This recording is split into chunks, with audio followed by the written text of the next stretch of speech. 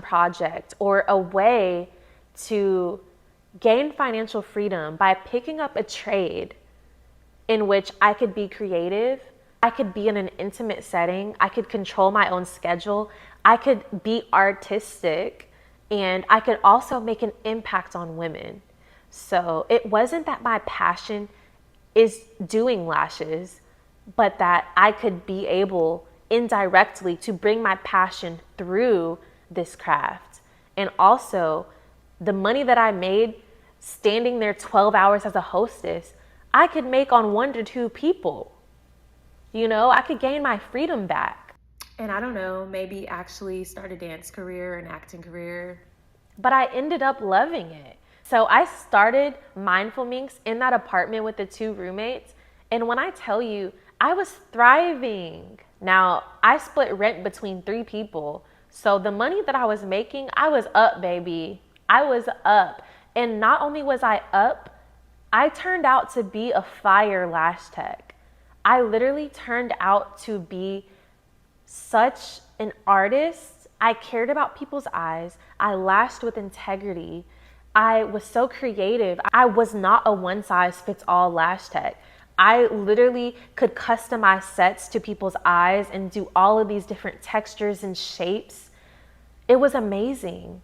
I was a safe haven for women, for working women that didn't want crazy huge lashes, but actually wanted something to complement their natural beauty.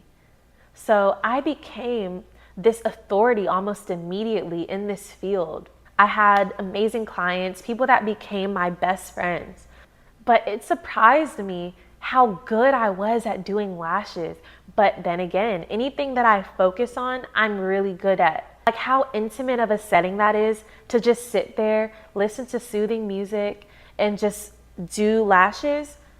I loved it. Although it does take a toll on the body, but it was way better than any lounge or anything of that nature. My best friend also ended up doing the nails too. At one point, it was actually like a salon in the house. She was doing nails and I would literally be doing lashes. But after a while, I was the only one that stuck with my original plan. And they would literally be like cooking breakfast or coming to and from, and I would just have girls coming in every single day. It was the most money I ever made, and it was the happiest that I ever felt. Like I created something out of thin air. I thought of something, I wrote it down, and I literally made it happen. I was finally starting to feel like I was really feeling that security that I wanted. So guess what, y'all? When that lease ended, I was out of there alone to my own place. And I left early. I was so ready and I had my money so ready that I think I actually left 2 or 3 months before and was already moved into my own spot. And I had this huge apartment. It wasn't 2 stories, but it had the loft ceilings and everything. It was a very open floor plan, so I was able to have my lash stuff in my living room and still have enough space for everything to be open. And it was so beautiful. Anytime someone walked in, they were like, "Oh my gosh, I love your apartment. How much is your apartment? I love your apartment." And it just felt so good to finally have my own place, and let alone a gorgeous place, like a luxury gorgeous place at that. Oh, I was over the moon, and I just knew that this was only a stepping stone for me, because every year God elevated me. Every year God took me up a notch. So as I'm in this apartment, I'm still working, I'm still thriving. Now, there was a few times where I was late on my rent, and it was very triggering and very scary for me, because now this is my first time in my adult life that I'm paying a full rent, not splitting it up with roommates. I'm paying it all by myself.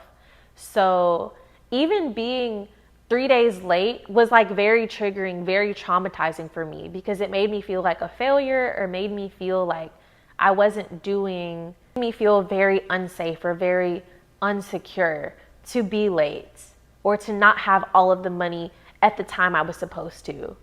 So I lived in that unit for 2 years. And I think there was one time that I was actually about 2 weeks late. And when I tell you, I literally had full-blown panic attacks.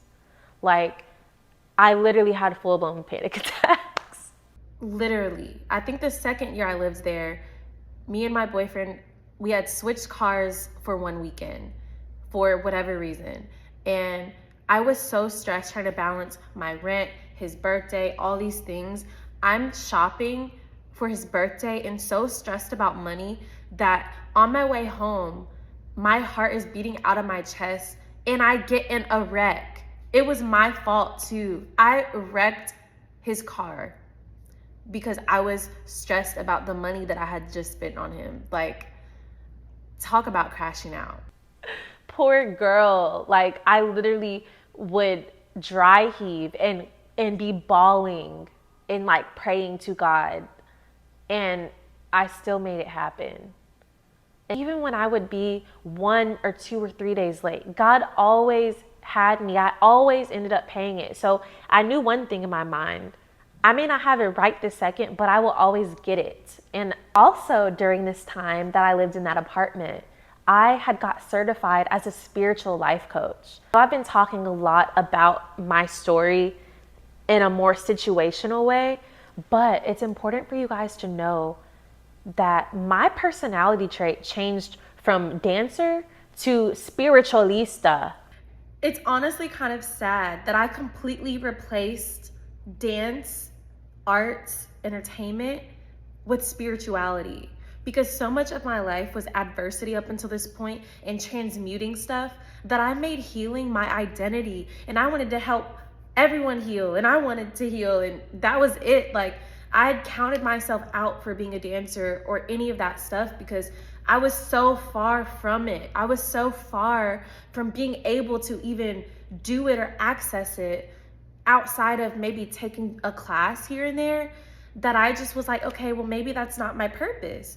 It might be my passion, but I think my purpose is healing and being a healer. And looking back, it is so sad that I literally thought that it wasn't my purpose anymore. Like, this girl is spiritual. I grew up as a Christian. I grew up very religious. From that spiritual awakening in college to these several years later in my first solo apartment, I have evolved into this spiritual, energetic, magnetic being. All of this darkness, I transmuted into light, or I used it to mold me and shape me. And learning how to get through things in my own life and get through darkness and get through trauma made me feel so passionate that I wanted to do it for a living. Learning how to get through these things made me want to help others do the same. I was untapping spiritual gifts that I didn't even know were dormant inside me. I didn't realize I was literally intuitive. I was claircognizant. I was clairvoyant. And I was just such a sponge, and I wanted to soak up information. I was so passionate about higher learning and learning about how the world works and how we work as humans and why we're here and all of that stuff. So I wanted to put myself in that place of authority. So I got certified as a spiritual life coach. And that was a huge defining moment for me, because the program that I was in, it was on your own timing.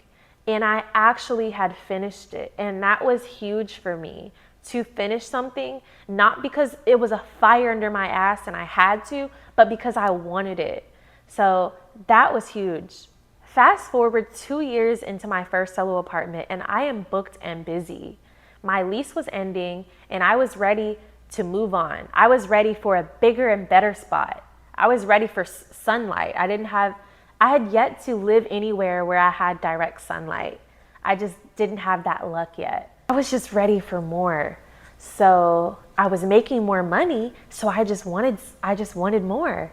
And I was so booked and busy that I didn't even have time to pack. And I still could not find the apartment that I was looking for. But I remember scripting. Scripting is basically when you journal from the future. I wrote this journal entry where I basically said I had found the perfect place. I had huge windows. I had sun shining into my apartment. I have a cat, so I wrote about him and us just sunbathing. I wrote about the high ceilings, like everything that I wanted in there, I wrote about it. So I'm talking to my leasing office and they're like, hey, well, before you decide to choose someone else, we have this unit that we want to show you and we think it'll be perfect for you. So I'm like, okay. At this time I lived on the first floor. They take me up to the 5th floor, and as soon as they open the door, my jaw drops. I thought my ceilings were high before. These ceilings are twice as high. I have twice as many windows because I love windows. The sun is shining in my face, and I have stairs. I have a separate division for my lash area because one thing that I really wanted was my work to be separate. My lash bed being in my living room was starting to make me feel weird. So I wanted that separation, whether it was a 2-bedroom or what. But this place they were showing me literally had stairs up to this loft, and the downstairs was so open and huge that I could host meditations, I could host sound baths, I could do yoga and dance and do anything I want in this apartment. I'm literally seeing it all before my eyes. And I'm like, this is the one. This is my apartment. This is mine. And I literally told God, I was like, God, if you give me this apartment, I swear to God, like, this has to be my apartment. And I'm sitting in that apartment right now, you guys. When I moved up here in April of last year, I was still doing the lashes, but it wasn't booming as much. It was still getting the job done, but it wasn't just like overwhelmingly booked and busy anymore. So I'm like, okay. I'm still living my best life though. I have a whole routine. I'm going to yoga or Pilates in the morning. I'm drinking my little matcha. Then I'm coming home and doing my clients. Like, I'm on TikTok. I'm on Instagram. I'm doing the thing. At this point, people probably think I'm a 6-figure lash tech. The minute that I moved up here, my soul was still searching for more because remember, I was not supposed to just be doing lashes. At this time, that is my full source of income.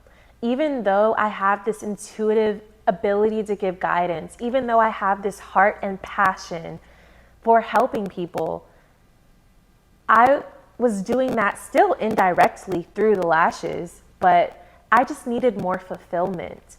And I was led to get another certification in breath work.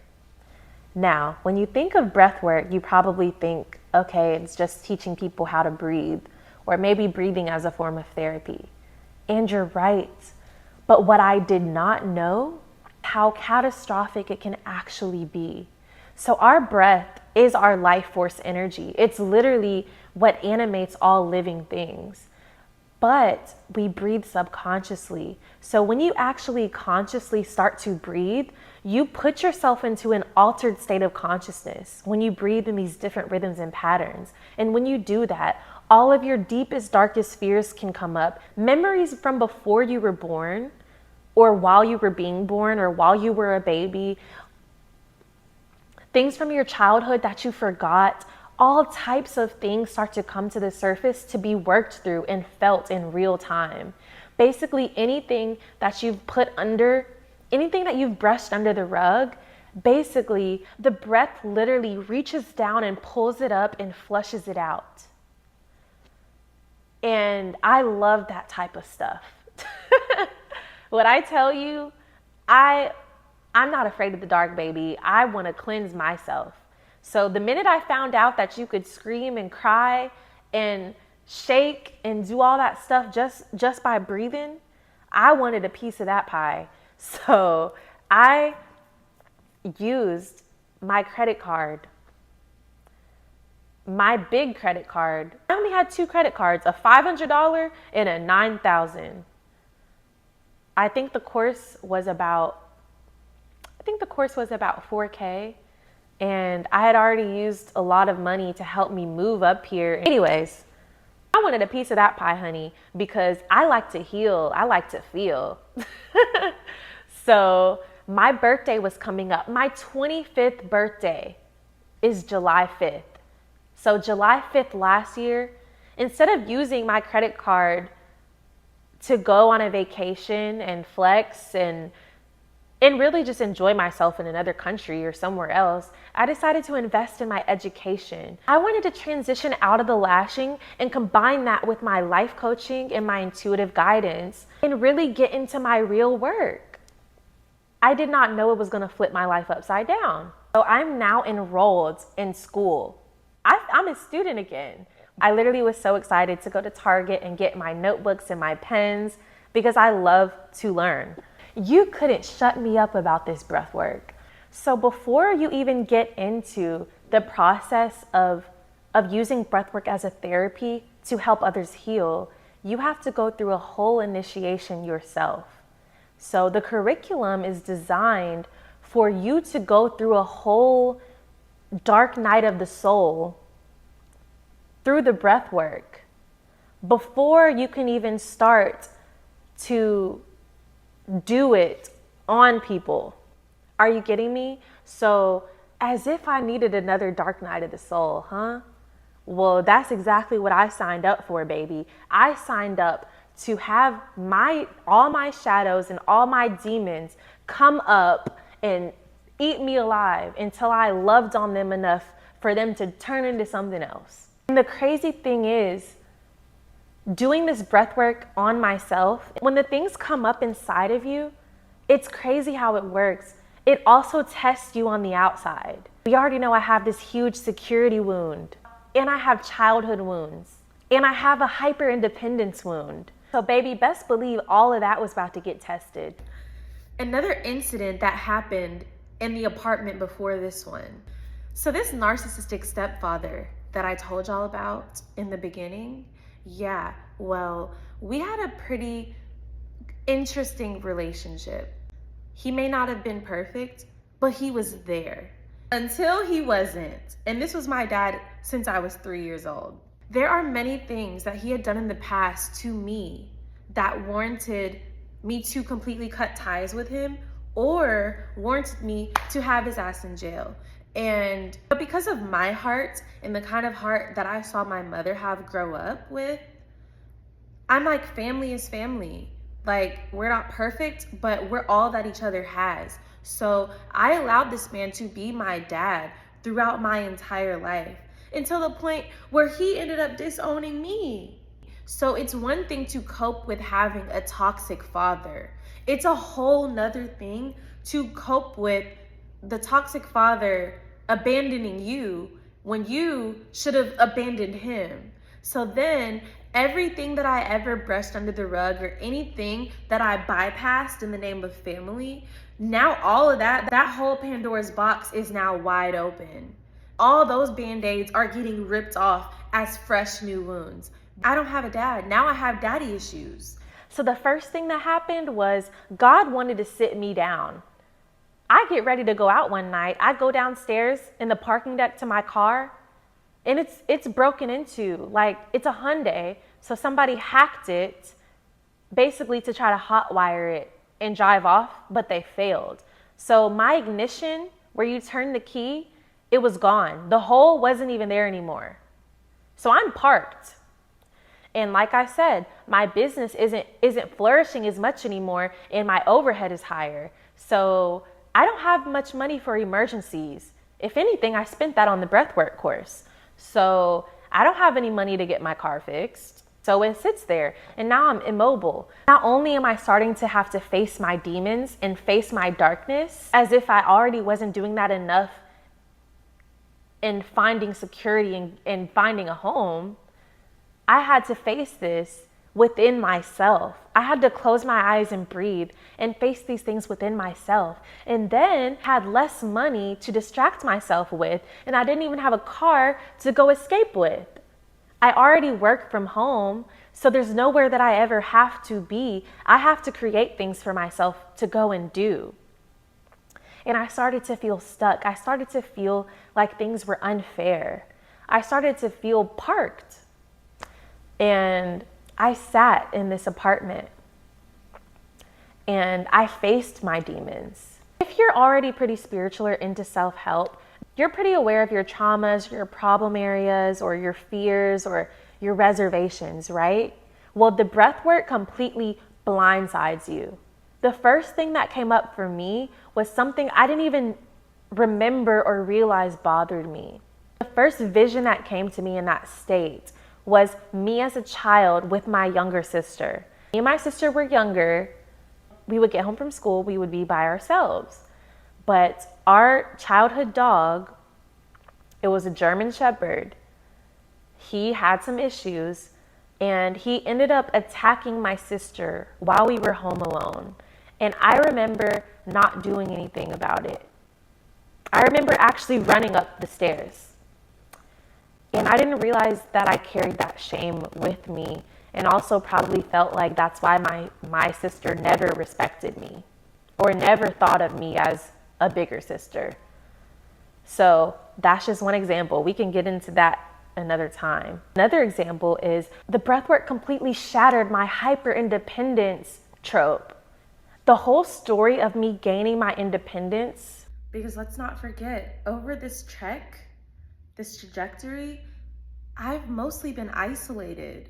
From college and me being so excited to get to Hollywood, it wasn't until really around this point that I started to mourn for my family. Because remember, I was so excited, but I was so isolated. Only going home for holidays, if that. I don't really have anybody. And I was finally starting to realize that I wasn't okay with that. But by the time that I was finally homesick, there wasn't really a home to come to. Everybody hated each other. Everything was toxic. The only person that I really felt like I could go to was my mom. And even then, she didn't really appreciate my unconventional nature. And along with my mother instilling in me that you have to gain your independence, made me hyper independent. So being hyper independent is kind of a way to protect yourself, because then you don't have to lean on anyone or have anyone disappoint you. Someone disappointed me in every single phase that I was in. And I was pretty used to being alone and also sustaining my own energy. I was very self-sufficient in the aspect of caring or nurturing myself. I didn't really have that support in a super direct way. So when it came to friendships or really anybody, I didn't even have the capacity to allow myself to lean on anyone, let alone let someone lean on me. That just wasn't even part of my reality. The minute that I did this breath work, that bursted out, that literally bursted. And it was like, wait, I need people. Wait, I need support. I want community. I want help. I want a tribe. I want friends. I want people. That was new to me. That was new. So then I'm coping with this whole new problem of, hey, I actually want people. But the minute that I actually wanted people, the main person, the main constant that I had in my life, it was time to let him go. The karmic partner I told you guys about that I still love so dearly, that was around the time when I started learning that it may be time for us to part ways. So then I can't even rely on the main person that I've had. I still have to rely on me when I finally want people. There's no people.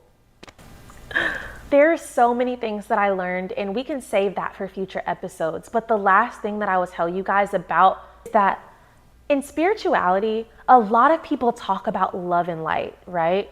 Love and light, you're a light worker, you have to be of the light. But you can't really sustain light until you integrate your darkness. So also, in this 8-month course, there was a period where my shadow came to me. My shadow came to me as a figure. And you might be like me. I don't mess around with demonic shit. Like, I don't mess around with weird energies. I don't play with stuff. Like, I'm very love and light with myself. is me and the Holy Spirit, me and God. Although I have more unconventional methods of contact with God, I never messed around with nothing. So to see anything that didn't feel benevolent was terrifying to me. So one night I'm literally sleeping on my side and I see behind me like this black silhouette head, like, and I open my eyes and it was like this whole thing. And probably for a few days after that, I would catch glimpses. And finally I was like, that's me. I was like, this is my shadow.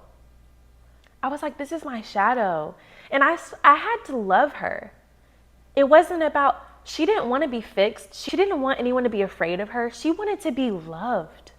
I had to love her. I had to face her. I had to start to look at all the parts of me that I was ashamed of, all the parts of me that I didn't like. And this was when I started to realize I've never been friends with myself. I may be hyper aware of everything wrong with me, but I don't love me. I don't love myself. Like, me and Cherish aren't even friends. Like, I don't talk to her how I would talk to a friend. I don't talk to her like a person that I would respect. At 25 years old, this was when my actual self-love journey started. Because self-love is not bubble baths and getting nails done. Self-love is raw. It's facing yourself and not just loving your favorite parts, oh, I'm smart, oh, I'm this. It's loving everything. It's not demonizing and shying away from the parts of yourself that you don't like. It's bringing them to the forefront and thanking them, because they're just defense mechanisms and versions of yourself that try to protect you as you fought to get yourself to this point. Because you can't shame your way into healing. You can't intellectualize your way into healing. All of the parts of me that I wanted to save and heal for later, she helped me do that. And once I decided to pay attention to her, it was the best thing that I could have done, because before that, I wanted to be seen as this wonderful, nice, angelic person that would never hurt a fly. When I integrated my shadow, it's like I might hurt a fly. It gave me more of an edge. It gave me more of a bite. It allowed me to embrace all of myself and feel comfortable in my skin, comfortable to not be a people pleaser, comfortable to be controversial, comfortable to step on toes, comfortable to speak my voice, comfortable to experience anger. Because up until the breath work, I had never allowed myself the permission to be angry. Everything that I had been through had only made me sad. But guess what? Every emotion has a vibration, and anger is a higher vibration than sadness, because anger prompts change. So I allowed myself to be angry, at things, and I owned that. And owning that is part of healing. To actually be who you say you are in the light. Anyone can pretend to be in the light, So I had to really go in and get my hands dirty and get real with myself. But we all know at this point, one of my biggest themes is security.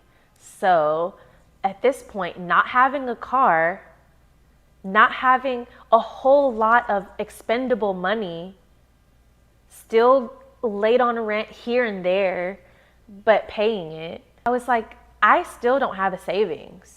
There was maybe a few times where I had a couple hundred or 1,000 left over after rent, but it was very far and few between. For the most part, it was always this roller coaster with me. And I dipped up and down with the finances. I wasn't rock solid. If the finances went up, I was up. If the finances went down, I went down. And that's a cycle that I was still stuck in. But what I didn't know was that God was just trying to get my attention. And what's sad is that I actually was starting to get a little bitter in this time of my life, because one of my very close friends, which is such a blessing that she was able to be here during all of this time, she was very well off. Basically, it didn't seem like she had any stress in the financial category at all whatsoever. So it wasn't a form of jealousy by a long shot. It was more so like she further exasperated that wound, because while I'm feeling to my core this survival wound rip open, I'm constantly being exposed to someone that doesn't even have that wound. Or if they do, they're not as transparent as I am. So I never want to say that other people aren't going through things, but I'm just giving my experience so that you guys can get inside of my head. At the time, it was just like things seemed so easy for her and things felt so hard for me. And I feel like I wear my heart on my sleeve, but I felt alone in that because nobody else was broadcasting that they were going through things, but I always was open enough to be like, hey, this is where I'm at right now. But then again, I have to extend that same sensitivity because they're friends that I'm the bougie person to. I mean, I forgot to show you guys, like, my apartment is beautiful. I have lived nice like this for a while. And my taste in food, my taste in my little trinkets, my taste in things has not changed.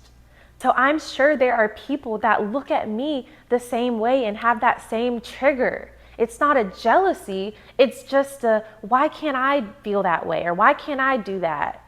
But we don't know what's going on with people, really. And this is my best friend at the time, and she still is. My lighting went out because I'm being so thorough in this message, but I'm gonna keep going. So in this season of my life, as I'm being triggered and triggered and triggered, and I'm dealing with so much density and still so much survival, even after making it. So in my car, that's basically just sitting there undrivable, I had let it sit there so long, it had got towed. Tags weren't updated, no insurance no more. So I didn't even know this, but it had been towed for maybe like a month and a half. So now it's racked up over $1,000 just to get it out, let alone getting it fixed. So that's a whole car down the drain. I'm basically feeling like, God, I need you.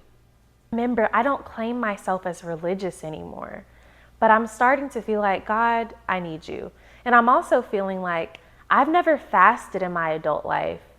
So maybe that's a good idea. My mother is a Bible thumping Christian. My mother is a solid woman of God, and she probably fasts multiple times a year. Here I am, a grown ass adult, and I've still never fasted.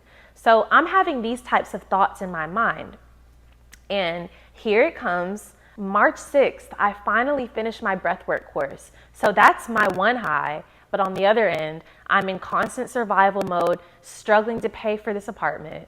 I don't have a car. I'm having to rely on people to get places or Uber. And I don't feel like I'm in the driver's seat of my life. I'm starting to get bitter. I'm starting to feel weird.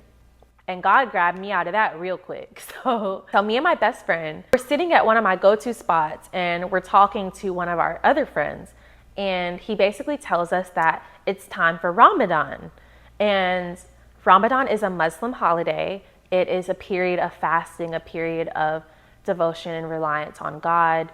And for whatever reason, me and my best friend almost immediately were like, we're doing it. Now, we are not Muslim, but still, in the spirit of the time, it felt right for both of us to just have that reset with God. So we both immediately said that we were going to do it. We start planning, we start ordering hijabs because we say we're going to dress modest for Ramadan. We start getting our dates and we are just so excited.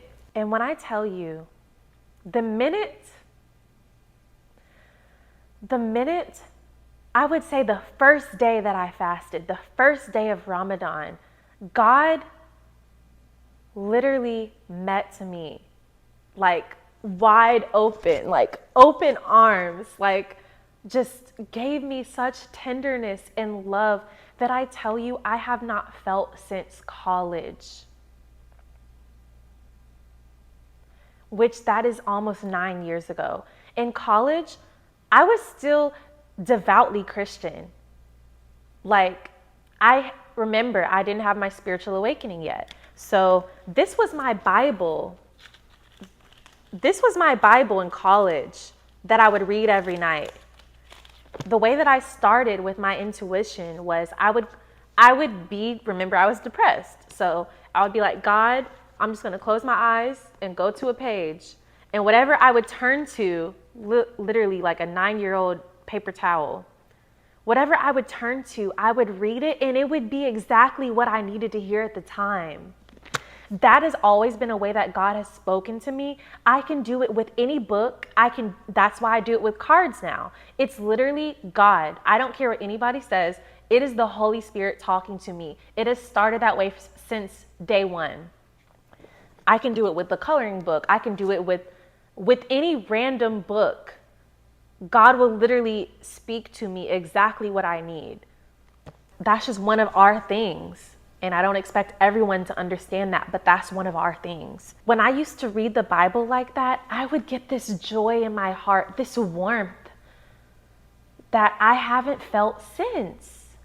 Even with all the spiritual modalities that I do, everything that I've learned about the universe and about my energy and about all of that, I had not felt this tenderness, this love,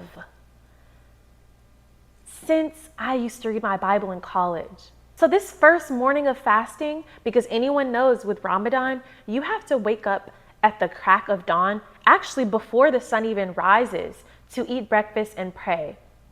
So I think the first morning I woke up at about 4 a.m.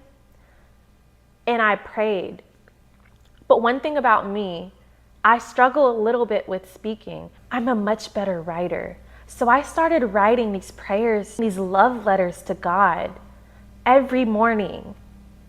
And it changed my entire life. I would write and I would read it back, and it was like the Holy Spirit took the pen every morning.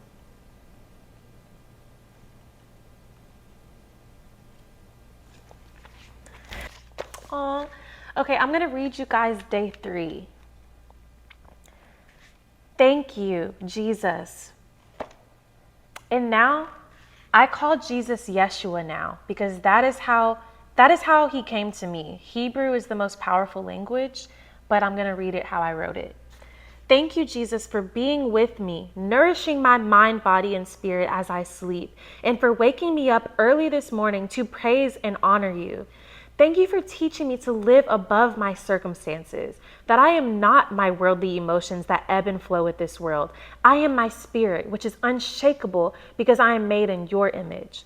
You overcame this fallen world, and I can too, by sitting quietly in your presence, spending time with you. Lord, strengthen my ability to still my mind, to truly hear you, surrender, and be present in your presence.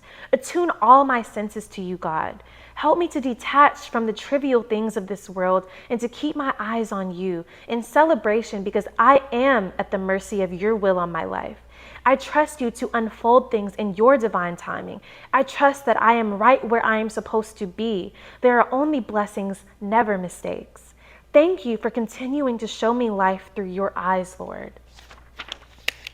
Help me to see myself the way that you see me, Lord. Shine and instill joy, peace, confidence, and love into my heart and into my being. Thank you for giving me joy, peace, confidence, and love, because nothing can take them away. I am confident in your plans for me, God. I will always serve you, praise you, and keep you first. Thank you for guiding me so gently to this process and way to spend time with you. Thank you for always meeting me where I am, Lord. Forgive me for ever doubting you. Wash clarity and peace of mind over my being, Lord. Continue to show yourself to me, Lord. Talk to me, Lord. Guide my steps and attune me to the language of your heart. Help me to bridge the gap between spirituality and religion, Lord. Help me to know, see, and understand you according to your will for me, Lord. Thank you for always having your hand on me, covering me. Thank you for allowing me to blossom with the spring. Thank you for protecting my family. Guide their steps, Lord. Grant each of them with your mercy, joy, love, peace, and grace. Thank you for keeping me strong during my fast, God. Thank you for strengthening my prayer life with you, for making my life a walking, living prayer, making my vessel lighter, Lord, and filling it with more of you, Father. Thank you for healing my body. Thank you for calming and quieting my mind. Thank you for always providing what I need and what I want, Lord. Thank you for music and how it moves me. Thank you for the sunshine and the warmer weather. Thank you for my friend Monique, God. Thank you for Moose for guiding us to you, Lord. Thank you for this beautiful roof over my head, these beautiful clothes on my back, and for nourishing food and water, but most importantly, a spirit filled with your glory. Thank you for this very moment with you. I could need nothing more. Thank you for walking with me, for loving me, for choosing me, for teaching me, for being tender with me, and being patient with me. I love you. Amen. Oh my gosh. And that doesn't even begin to scratch the surface. That was day 3 of a month.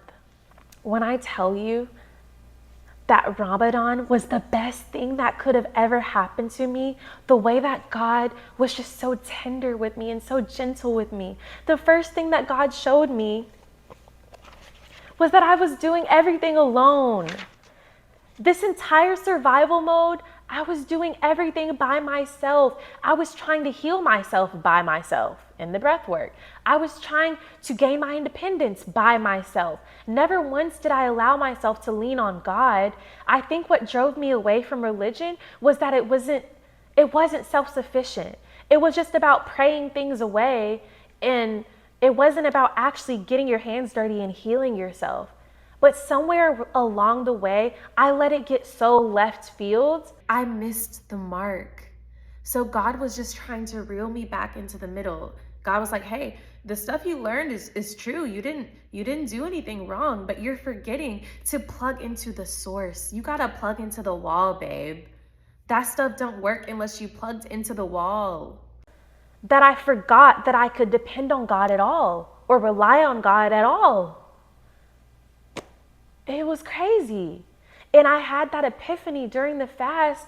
And for so long, God just allowed me to just cuddle my neck into like that cuddle spot in their shoulder. Like God just allowed me to nuzzle into his neck and just be and just feel how it felt to just feel taken care of and feel safe. I just felt so safe and so wrapped around. Oh my gosh. Like I want to save some of this for later in the podcast, so I'll stop for now. But Ramadan was literally the best thing that could have ever happened to me because God literally opened my eyes and God allowed me to just rest. Like that was the first time that I rested in the whole journey, and I just felt like God just like an angel just wrapped its wings around me and just held me. And I just felt so held, and I just felt like I could just be, and I didn't have to try to do anything. I could just be. And that everything would be, I was protected, everything would be okay. But God only let me sit in that space for a little while, long enough to feel it. Long enough to get it in my system. After that, the goalposts kept moving and moving and moving. You would think with this whole Ramadan thing that my business just started flourishing, that God rewarded me with a bunch of business and I didn't have to do the survival thing anymore. Actually, the opposite happened.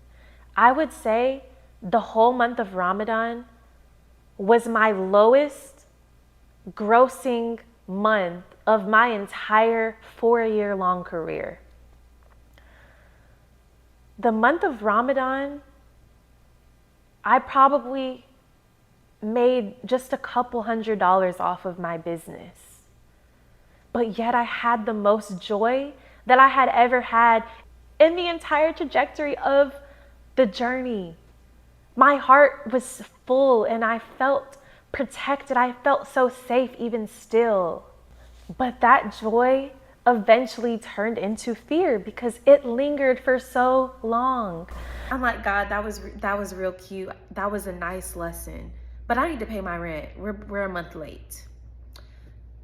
And I'm like, do you want me to get a job? What do you want me to do?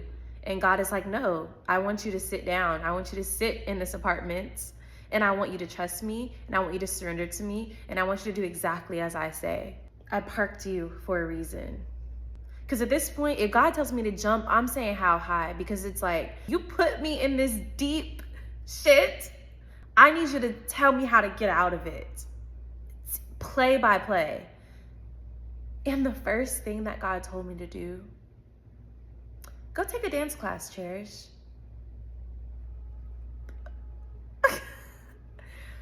Like, that is how good God is. I forgot. I counted myself out, remember? But God is like, I know you better than you know yourself. I know the desires of your heart. And you may have forgot, or you may have suppressed and buried that deep. But this fast, oh, we're cleaning up house. We're cleaning up shop. We're going to recalibrate your system and get you where you deserve to go. Ramadan ended in April. It is the end of June, and I still have not paid my rent. And God had already told me, babe, just take the R word out of your vocabulary, because this season, this has nothing to do with a rent. If all of this was happening for a rent, baby, this is Atlanta. You could have been got that rent somewhere, or you could have went and clocked in as a bottle girl for a few weeks tops and had the rent. So this is not about a rent. I want you to sit down. I want you to face your darkest fear, because we know at this point that our girl does not like this type of feeling at all. So we need you to sit down. We need you to face this feeling, and we need you to get this healing. And if you're obedient, and if you can do everything that I say exactly how I do it, you are going to get blessed beyond your wildest dreams. Like, you're out of here, quite literally. So don't even worry about the rent, because baby, that's paid. Your next rent is paid a year in advance. Like, this is not about a rent. So don't go clock in nowhere. Don't go back to places I delivered you from. Don't move ahead of me. Don't act off of fear. Don't prepare for any worst case scenarios. Start watering your best case scenarios. The literal only 3 things I need you to do are see yourself how I see you. You want a miracle. You don't even feel like you deserve one. You don't even feel worthy of one. You're not even as confident as you think you are. So we're going to work on that self-concept. You're walking around ashamed with the will that I put in your life. You're walking around thinking that it's your fault, blaming yourself, thinking that you're a failure. The greatness that I'm assigning to you, you probably would go running for the hills if it came right now. So let's get you confident. Let's get you worthy. Let's get you the courage to use your voice. Seek me. Have your eyes on me. Get to know me again from the inside out. And also, it's time for you to nurture what you're passionate about. Your entire purpose is going to be helping people to do what they came here to do. So this is all just a reset for you. This is just a coming full circle for you, because the lashes, kiss that goodbye. That was never supposed to last forever. Now, you probably didn't think I was gonna rip you out of it, but you fasted. You rededicated your life to me. So now your blessings are expedited, and it may look terrifying, but trust me and lead by example. This is not a path that has been walked. As you are walking, we are creating this path together. You have to be comfortable being a leader. You have to be comfortable paving a road yourself. You're supposed to be writing books. You're supposed to be dancing. You're supposed to be acting. You're supposed to be teaching. You're supposed to be leading. So it's time to get out of your comfort zone and know that this is bigger than you. Just sit here, and I need you to be one with me. I don't care how crazy you look. You can tell them the story, and you can lead by example. But God has still kept me here. They haven't put me out. God is about to move me. God needed me to die. God needed me to be reborn. God had to prepare me. I have outgrown Atlanta. My time here is up. There's nothing physically left to do here but tell you guys my truth. And then I'm gone. I don't even know why it's Miami. That's just what God told me. I'm going to read you guys one of my last letters to God that I did during the Ramadan time. I said, "Dear Heavenly Father, dear Yeshua, thank you for waking me up this morning. Thank you for sunshine. Thank you for a fresh new day of possibilities. Thank you for this entire initiation, every step along the way. Thank you for the plans you have for me. First, showing me that I was doing it all alone and allowing me to feel your liquid love and perfect joy and peace wash over me, showing me how much you love me, how you were pursuing me in my darkness, getting my attention. I asked for clarity, and you delivered me from doing everything alone in my way. You wanted me to be in a circumstance where I had no choice but to practice being fully dependent on you, not knowing my next anything." At this point, I was so dependent on God. It's like I was literally holding God's thumb for my food, for my water. I didn't know where anything was coming from. This is how dependent God wanted me, because for almost a decade, I was independent. So God literally wanted me depending on him for my food, for my water, for my clothes, for my rent that is still not paid. Like, this is the position God wanted me in. Not knowing my next anything, but trusting you for every step. Stripping me of everything I idolized or valued to feel secure in this world, so my eyes could be centered on you. In this place, I had such a hunger to submit, to surrender, to seek you, to love you, to feel your truth, and to really see myself the way that you see me. God, you exceeded my expectations by my wildest dreams. You showed me the truth. You gave me such intimate encounter with you. You gave me Yeshua's eyes, heart, and ears so I could heal from the inside out and be a nourishing blessing to myself and to everyone around me. You illumined my mind, awakened my heart, and guided me to my fully realized soul, and to remember my true divinity, my essence, which has never been separate from you and is you. You have opened my heart and done a new thing in me, fully aligning my heart with my destiny. You have fine-tuned my ears to listen and be obedient to the Holy Spirit, even when it does not make sense to my human mind or to my peers.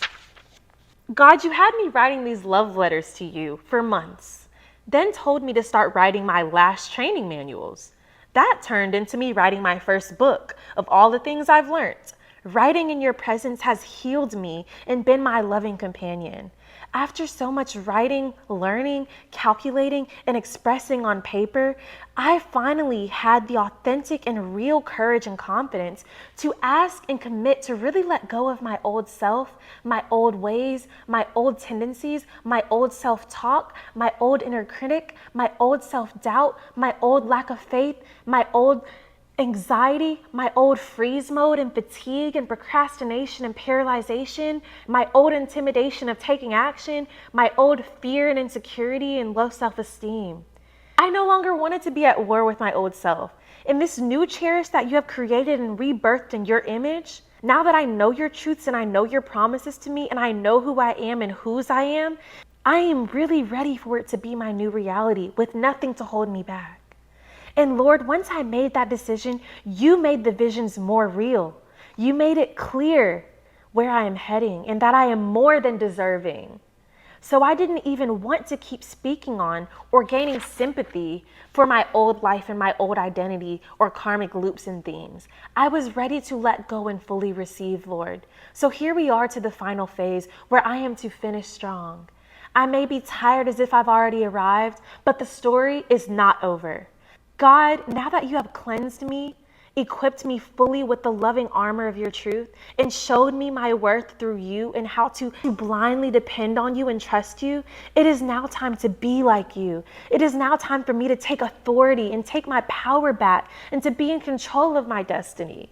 It is time for me to take action and put dedicated effort into the things that you tell me with confidence I will reap what I sow 1,000,000 times over. The door is finally open and I am simply just to feel empowered enough to walk in it. I am to live my daily life doing and being the things that born again Cherish would do.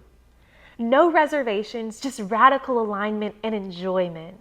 Yes, God, you want me to enjoy this time in my life. and feel good to receive. Now that you've given me confidence in your truth, you want me to utilize it, not with my writing pen, but in grounded action to nurture myself, my desires, my home, my surroundings, to make room for what is to come. I can do this, Lord. Lord, Yeshua, give me the strength and vitality to keep this momentum going. Order my steps and guide me. Help me and give me the conviction to authoritate my life. God, through you, I am the authoritator of my mind. I am the authoritator of my heart, and I am the authoritator of this body. I am the authoritator of these thoughts and emotions. God, help me to be in the driver's seat of my life. Oh my gosh. So that was when the goalpost shifted, because so many of my prayers were me asking God, help me to see myself how you see me. So when I did that, God literally had no choice but to be like, hey, you were created in my image. There's inner authority and outer authority. So I can't leave any stone unturned when it comes to you. Yes, I want you to know how to depend on me with your full body, but I also need you to learn how to take control with your full body and do something about this situation that you're in, and know that I'm right here. I've cleared the way for you. There's no more blockages anymore. Now that you know me, now that we're right here, now that we're on the same page, I got you, but I need you to move. I need you to have the courage to move forward. I know you're tired. I know you're weary. I know you're exhausted. I know you've been through so much. And now I put you in front of your biggest fear. Because remember, I would be 3 days late and I would have literal panic attacks. And here I am 3 months late with no physical proof of paying it, no car, none of that stuff. Still haven't had a dance or acting career yet, or a spiritual career yet, just healing for years. So God is like, I am preparing you. I am molding you. I am shifting you. I am shaping you. Know how much I love you, because it is bigger than you. I didn't put you through all of this for you to just wrap it up in a neat little bow and then just come out with your blessings. I need you to speak it in the thick of it. I need you to talk about it while you're going through it. Because babe, you are so rich in spirit. That has been what is keeping you. You've already won. There's no place to arrive. You've made it home. Like, it's not about escaping the situation or getting out of the situation. Look around, look within, look where you are. This is heaven on earth. You have made it to the point where you are so abundant. You are so rich in spirit. Why are you looking at other people's papers, at other people's tests? I have given you the literal keys to heaven. I have equipped you with everything. There is nothing outside of you that you could ever need, because I have made it so potent within you. I gotta save stuff for other episodes, but when I tell y'all the mystical experiences I'm having, like my Merkaba, my light body activating, my heart, like I literally go down these stairs into my heart and I do all these things. It started off as like just this landscape, like this beach and like forest that I could go through, or this water that I could be in. It's geometric now. Like the level of unconditional love that I have reached through Yeshua, through this, sometimes when I go to sleep, my heart feels too big for my body. Like my physical body, my physical world, everything in the physical is still trying to catch up to the spiritual, because my heart feels like it's past my body. It's out here. Like I just feel everything, and like I love everything, and I love all of us. Like I love everyone. Like Like, I have healed myself inside out with love. And then I extend that to every single person that I meet and I come into contact with. I have already received more than I could have thought to ask for. I am literally ascending. I'm not even in the 3D. Like, this stuff is not even real anyways. And I was so focused on this. But now I have everything I need in here. And I am more than satisfied. And I've been facing those fears. God has been bursting my heart wide open. I'll tell you guys, most of me had to literally die off, had to be killed off for me to sit here as I am today. And in that process, when I began to shed that old skin and have the courage to move past that negative self-talk and that chatter, God replaced that with vision. I have felt it in my bones even before I fasted that something huge was about to happen. I had no idea what, but I did not know that my entire life was going to have to go up in flames for me to access it. And now that my entire life is up in flames, I have nothing to lose. Fire is purification. I'm literally the phoenix rising from my own ashes. My business is so slow that it only puts change in my pocket. I have no physical proof of how I'm going to be able to pay this rent, to close out this chapter, to move to Miami. But God told me, I'm moving you. I don't know. I still don't know why it's Miami. But God has been asking me to move on the behalf of the visions. I'm literally talking to a realtor in Miami. Like, imagine how delusional part of me feels to be having her show me my dream apartments down there on the water in Brickell. And how I feel telling friends and family that I'm moving to Miami when most of them know I'm over here crashing out in this place. And they're like, well, you know, Miami's expensive, right? And I'm like, oh yeah, I know that. God is not moving me there for me to just struggle in a different font. I'm moving there because God is giving me an entirely different life. And I know that. I feel that fully in my body.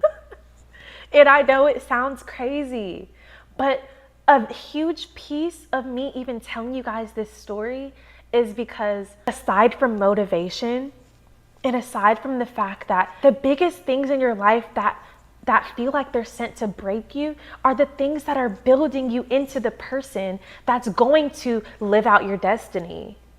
If I didn't go through every single one of those obstacles and then this huge dumpster fire, I would not be the person ready and equipped for what God has for me in this next chapter.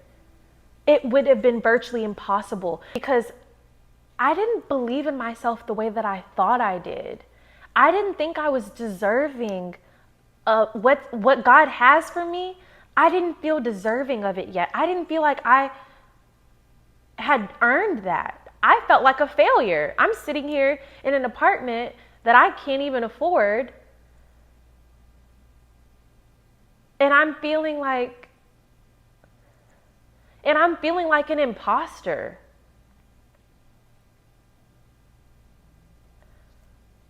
But when I started seeking the kingdom of God, it was like this world, this stuff is not even real anyways. It's not real. I had to learn to fortify my spirit and operate off of the world that is not seen. I had to start to pair up. I had to partner with the Holy Spirit and use my intuitive navigation to guide me. And that has been what's been sustaining me. That is why I haven't literally crashed out. That is what is keeping me going. That is why I'm so full of joy and so full of peace, because God has literally told me play by play what's going to happen and told me that I am just to literally trust and be the example. Because if I'm so passionate about this idea of the full body yes, how am I going to preach it if I don't go through the extreme crash course, the literal crash course? If you think it's so cute to be in alignment and to get out of your comfort zone, and you've lived your entire life out of your comfort zone, let's give you one last test before you're ready.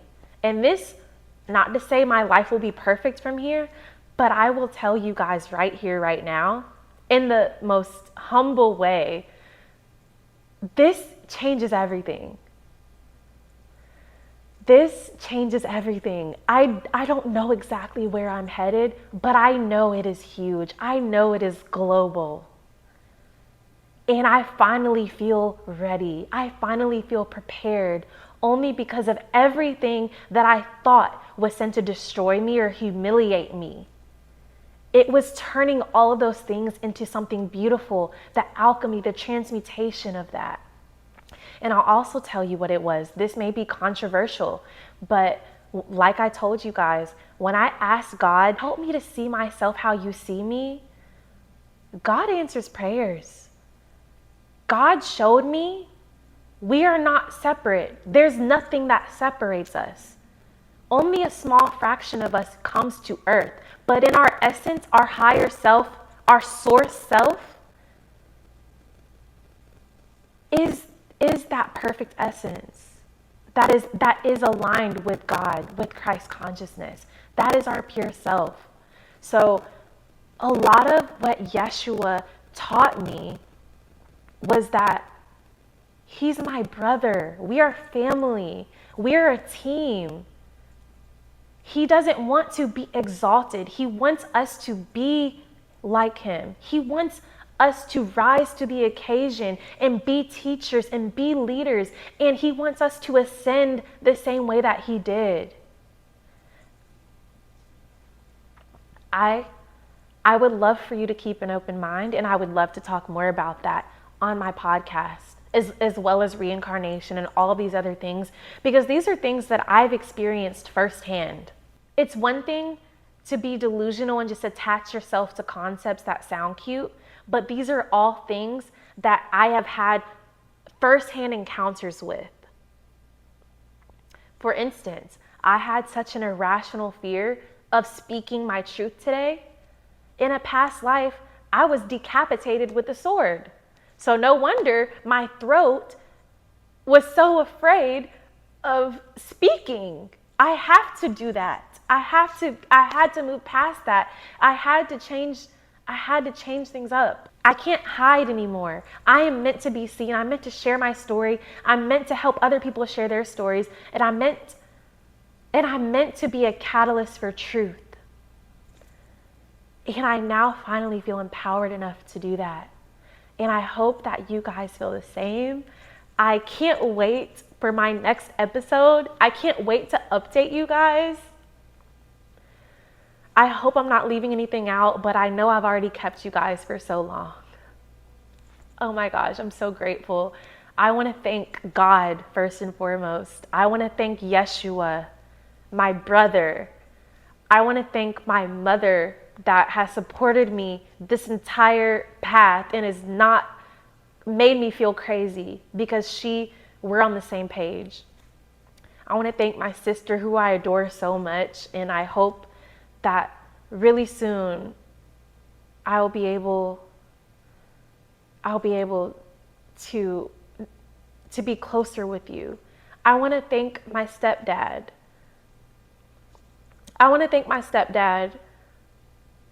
Who we currently don't have a relationship. I haven't had a father figure in the past 2 years, but I love you. I love you. I want to thank Anton. I love you. I want to thank all of my friends. I want to thank my entire spirit team. I want to thank all of my angels, all of my guides, all of my power animals. I know I sound crazy to some of you, but I have a huge spirit team that I called in to be here in support of me, to get this message out, because it was so hard. When I tell you, I almost had a panic attack last night because I had to do this, and my heart is so full.